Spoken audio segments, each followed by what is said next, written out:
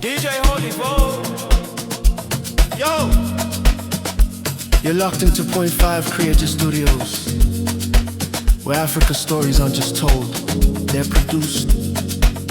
News, politics, entertainment, films that move the continent. We bring the truth, the fire, the creativity. Your world, powered by African storytelling. Point 5 Creative Studios. Point 5 Creative Studios. Point 5 Creative Studios. Point 5 Creative Studios. Point 5 Creative Studios.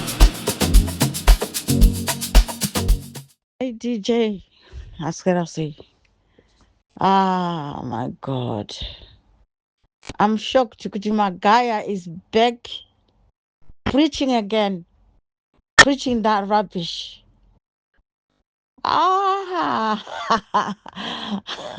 Zvinochemedza. I can't believe people are sitting their bum there listening to that idiot. Mocking them, even saying, talking about Mota Zachivai.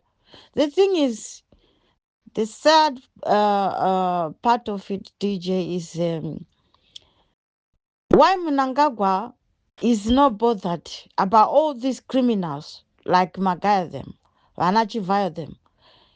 And he's waiting for big advantage yokuti unoshandisa vanhu vane macongregation akakura kudaro seana Magaya akuita zvemaelection zvavo izvizvi unoziva kuti uchawana a chunk of big number emazi church seana Magaya evanhu vanongoti yes yes to Mnangagwa. Hazvona saka Mnangagwa anenge achituma vanhu vakaita seana Magaya kuti iwe paridza muchechi mako uchimotivheta vanhu kuti vadi vagondivhotera. Icho chokwadi chinotoitika. Same as Chivayo. As you know, Chivayo belong to this white garment people. Masipostoriwa emweya kuti ndifunga kuti mweya dzavanoti madzibaba emweya whatever. Mweya darkness. Chivayo belongs to this white masipostoriwa ya. Ndiwo mamwe magrupu akakura ane mazi group evanhu ewawo mazi okuti vanhu vangodhiraga mazi garments avewawo everywhere, women, men, they are turned into something else. Vakawanda. And Mnangagwa anoziva kuti dzanguva dzemaelection, if it happens kuti anoda kudzokera kuti avhoterwe futi, namba hombe dzevanhu vanoda kumotivetwa dzinobva kumazi white garment churches iwawa, because kune vanhu vakawandisa. And handitozivi kuti vanowanepi mari dzavanotenga mazi micheka iwawa avanopfeka iwawa vachizeya vachiita zvinhu zvisina nebasa. All the rituals they're doing, making our country to be the darkest country in the whole world. Nezvibatwa-batwa. Wapaona. Saka Mnangagwa hazvisi kumubodha kuti zviri kutaurwa Magaya zodini. Anoziva, Mnangagwa anoziva kuti vanhu ava vanoita zvinhu zvakashata sezvizvi. Wazvona. Zvokubira vanhu vachishandisa kuti vanotengesa maland asiripo vachitora mari dzevanhu. Vanoziva kuti zvinoitika. Mapurisa aka corrupt, so they're not acting on bad things. Kana vanhu vanotori vanhu kwavo ndo vanosungwa. Like you always say, vanochema kuti nhai baba tiri kufa nenzara. Zviko zvaakuitika munyika medu ndiwo unotosungwa. There's no freedom of speech yokuti unomira apo uchitaura zvinokurwadza nezviri kuitika munyika wotosungwa. Whereas mbavha idzodzidzi neawo mazivani iwo anofarirwa naMnangagwa ndo vasingasungwi. Look at the gold inonzi iya yakambobuda yana Hubert Angel and things. Vanhu vese vari vanoshanda naMnangagwa vachiba vese. He's part of it. Saka zvinoti vanhu vanoshamisika kuti Mnangagwa is not doing anything about Magaya. Mnangagwa is not doing anything about Chivai. He knows what he's doing because ndo kwaanowana namba hombe dzake dzemasapota ake. Handiti zibabaria rechechi rakafa recently vanonzi ani vanonzi vaani vakashayika head of mazipostori is the same. It's part of Mnangagwa because Mnangagwa was using them over the years. Yokuunganidza nhamba dzakawanda dzevanhu mazipostori vachivhotera Mnangagwa and vachiudzwa kunzi paridzai nezita rangu muchipromota zita rangu kuti munhu wese wamunongoudza chete abhilivhe kuti Mnangagwa is the only person and vanhu vachibhilivha futi and handinzwisisi kuti uroyi hwakaita sei hwakaiswa vanhu vanosvika vachigwadama muchechi dzana Magaya ha kuti ufunge kuti vanhu vanochema nenzara but vachiri kungotaura kuti Mnangagwa uchi baba Mnangagwa chete. I was listening to the other day zimurume rinoti ndiri mwana waMugabe whatever his name is. Now achinjawo akuimba baba Mugabe hanzi baba Mnangagwa is the best. Akandipa mari, he's looking after me. Hey, chimboterera ningini zvimaprogram zvaari kuinda from one place to the other achitaura nezvazvo because vanhu vekwaMugabe vache vana vaMugabe havadi kuti awane anything from any slice of anything from Mugabe's properties or whatever. Saka vari kumuvhara-vhara. Saka akanochemera kunana Mnangagwa hanzi vakatiti huyai tidye tese, huyai kumba kwangu, huyai akatipa mari, akatipa. He's a supportive father. Look at who begging urudzi ihwohwo kumarombe ega urombe because vanhu vanoda kupiwa material things iye ezvimari zvavari kupiwa izvezvi nezvimota zvakakesiwa. Vanhu vakungofunga kuti I want to be rich as well. Regai ndiinde kun'anga. Zvimang'anga zvenhemba izvezvi zvekuzoti zvinhu zvapanduka hachazi kuti n'anga yaya iri kupi because in'anga dzenhema dzega dzega dzinobva kuMalawi, dzinobva Mozambique. Munhu wese angoda kuita get rich quick overnight vachishandisa mishonga izvi zveun'anga izvezvi because they're inspired with the people like vana Chivayo nana Magaya. Some people see them as inspirational people. Vanhu vane mari. And how do you know how they're getting this money from? Besides corruption dzavanoita nemamineral eZimbabwe, how do you know mapower avanawo kuti vawane mazimari iwawo like chinyi chinoitisa kuti people like anonzani iye weZidumbu unonzani Jesus help us. Chii chinoita kuti haadi kuisa ningiropofadza rake muzvipatara vese vari kuavoida nenyaya yezvipatara. Ozoti chimukadzi chaMnangagwa chakuti hanzi aendesa machira kuchipatara.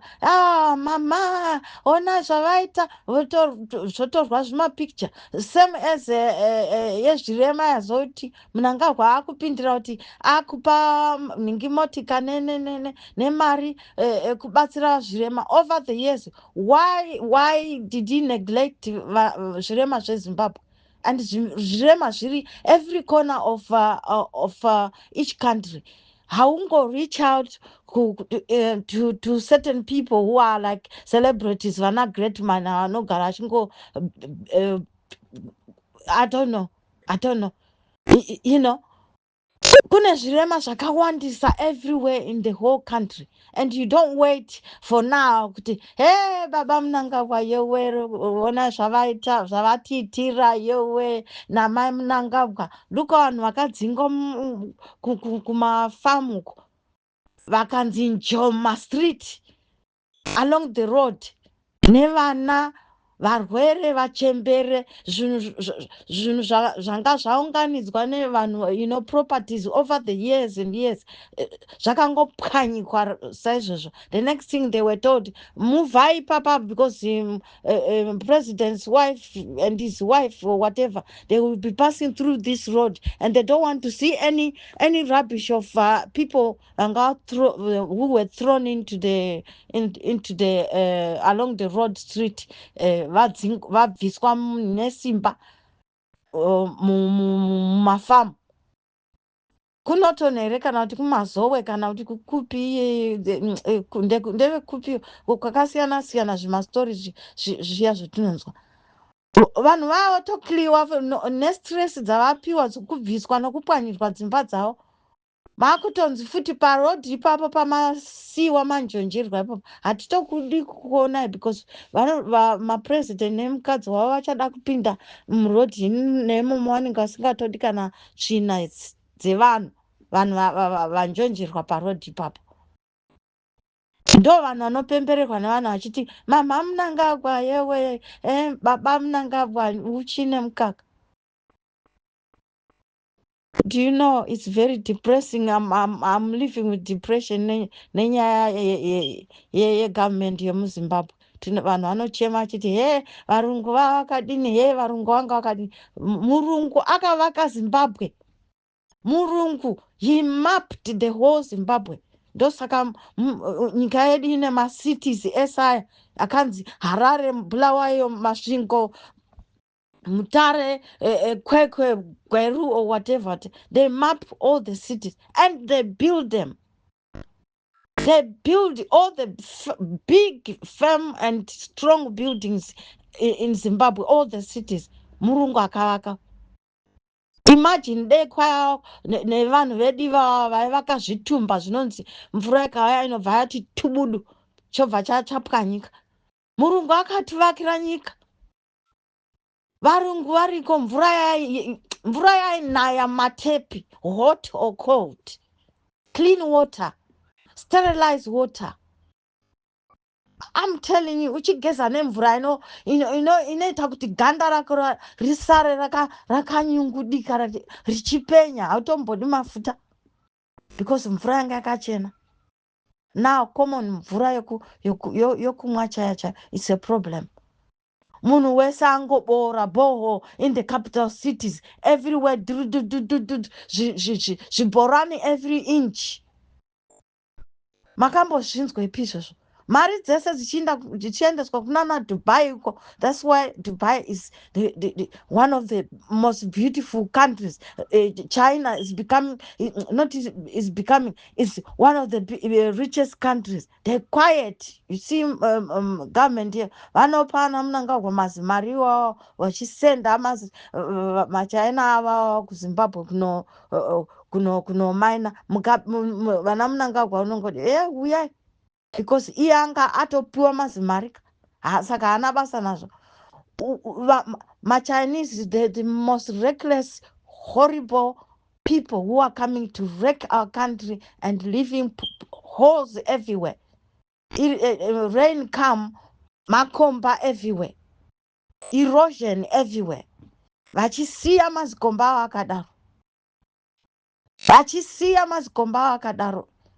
Uku Mnangagwa asina kana action yaanoita yekuti zvinhu zvidzivirirwe. Anotoramba achiita kuti more Chinese coming and occupying because they have money, occupying and buying all the pieces of land, all the mining areas. Achingova alawa and our people are suffering. And then you look at vanhu vari abroad, like all the diasporas people, they've made the country develop everywhere, new houses, but they're not being looked after. But all the cities everywhere, they build everywhere. Nevanhu vari kudiaspora vari kusafa, struggling, having 5 jobs, 3 jobs to survive, to build something kumusha. I mean, kunyika dzavo. Then nyika iyi hautombonoigari, unotowana wakamirirwa kuti usungwe. Handisi kuti handitozivi kuti zvoitwa sei kuti vanhu vese here vatinoti vanhu vemuzimbabwe nevanotaura kuti takanorwira ZANU-PF, hakuna kunorwira ZANU-PF. Kurwira nyika yeZimbabwe, not kurwira ZANU-PF. What is ZANU-PF? It's a party, the most horrible party. Even Mugabe himself, ndiye akatanga nazvo izvozvo zvokukara vachinodhamba mazimari all over the. Look at him, akafa sembwa. Did he go with all the wealth and everything? Some of them were seized abroad, overseas, all those countries. Kwavaidhamba mazimari esewa. Nyika ichichema kudaro vana vachitadza kuwana mari yechikoro, primary school, common primary school, which should be free. My parents haatokwanisi kuraise mari grade 7, $7. $7 grade 7. Inobvepi mari yacho? Hakuna.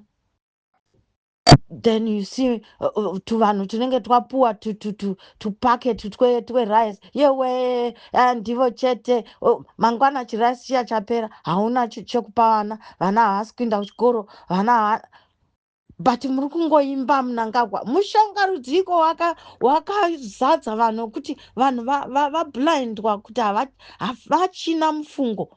Vanhu vese vakatoshata, ndo vanhu vakungonamatwa nevanhu, ndo vanongokudzwa.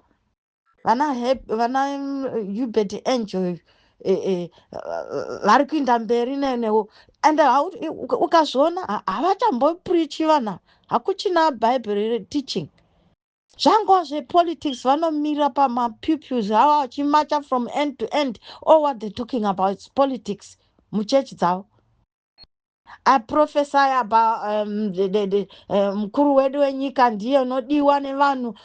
Hakuchina shoko raMwari rinosheyiwa.